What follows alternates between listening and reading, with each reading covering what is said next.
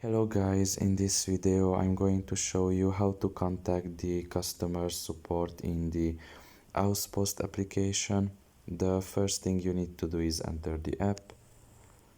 You should wait a little bit until the app loads in, and once you are in the home page, you should look at the bottom of your right corner, and there you will see the more option. Press on it, and here you should scroll down a little bit and you will see the help and information section, and there you should select the second option, which is help and support.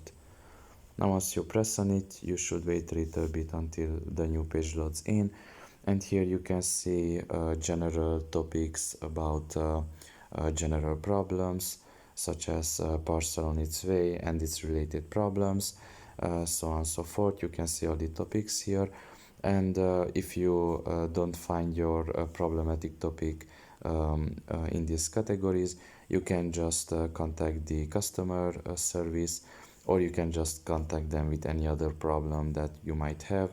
You can see that you can chat with them, you can ask a question.